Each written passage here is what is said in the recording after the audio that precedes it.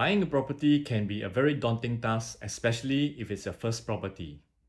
You can be overwhelmed with all the processes, procedures, financial calculations, government policies, and so on. Then you have the big question mark on whether to buy or not, and if the decision to buy is the right one.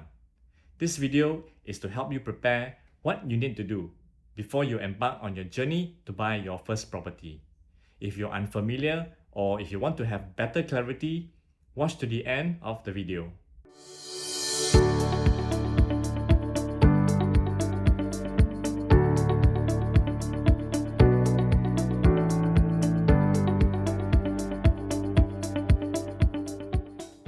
Buying property is the single most expensive item one can spend in a lifetime.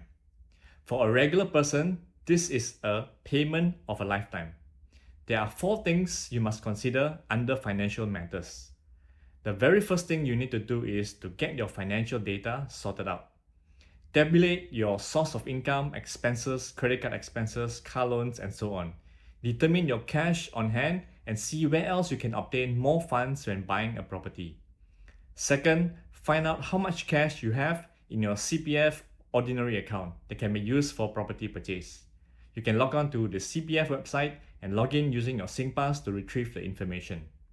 Then approach a banker for a MAS registered bank to obtain an in-principle loan approval.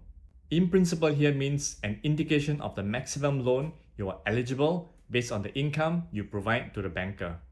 Once you receive the IPA, plus knowing how much you have in your CPF OA and accessible cash, you are ready to start your property search journey.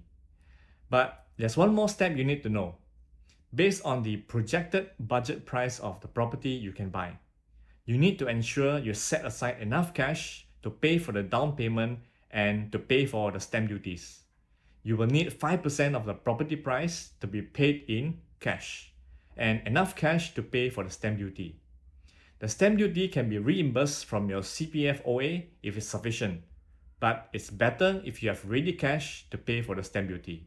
For example, you are qualified for a loan of up to $750,000. This means your budget purchase price is $1 million.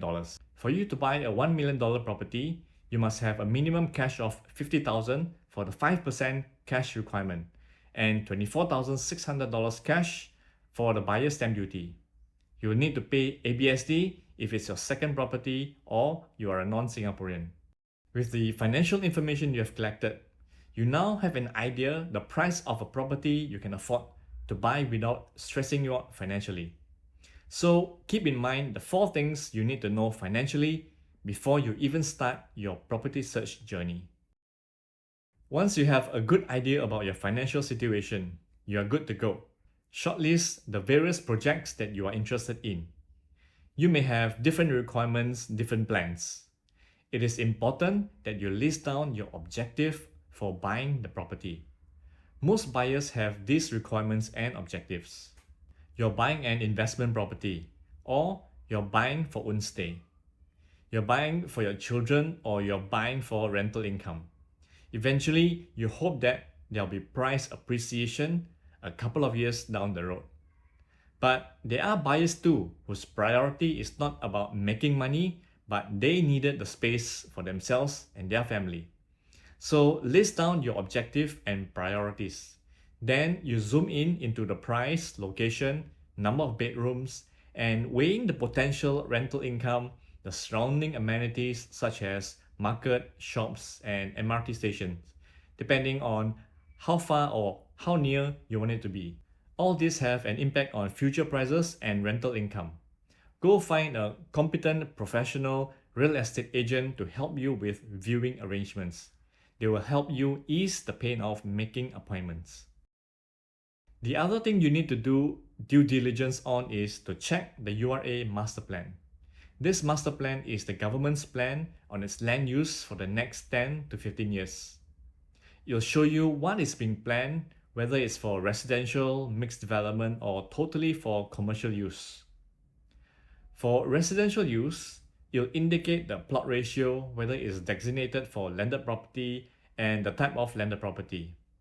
This information will help you determine what could possibly happen to the surrounding area if you buy that piece of property. It's always good to know what plans the government has for that area so that you can make better decisions when buying your property. What is manner of holding? When buying a property with more than one owner, there are two common ways to register ownership. For a married couple, it is typically held as joint tenancy. This means both husband and wife owns the whole interest in the property and there are no separate shares. The other manner of holding is tenancy in common. This means there are two or more parties with a defined percentage of shares in the property. A couple can have 50-50 shares defined, or it can be 90-10 shares. Why would a couple use tenancy in common?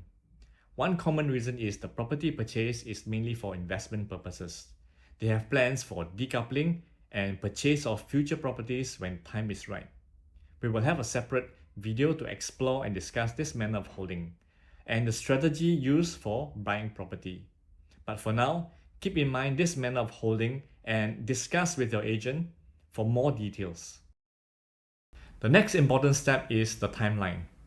In order to have minimum stress over the buying and selling of your property, it is important that you are fully aware of the timeline and be in control of it. Failure to understand the timeline could lead to serious consequences, and the transaction can be aborted due to technicalities. Penalties could be imposed that will lead to financial losses. Knowing the timeline will ensure you will have your funds ready when it is needed. Timeline will also tell you what procedures are triggered, what must be paid, and how much to pay. If you miss out on any of the due dates and the potential of getting sued increases. Engage a professional agent to assist you in this matter. Sometimes it is just not worth doing it on your own. Do you know that when you are buying a private property, most of the time, you don't even need to pay your agent commission? So keep this in mind. Get the help you need for a smooth sailing buying process. Finally, once your purchase is completed, and you could be receiving the keys to your new house soon. Of course, if you are purchasing a new launch property, you probably have to wait for the property to be TOP, receive the keys and get ready to move in. This is very much related to knowing your timeline.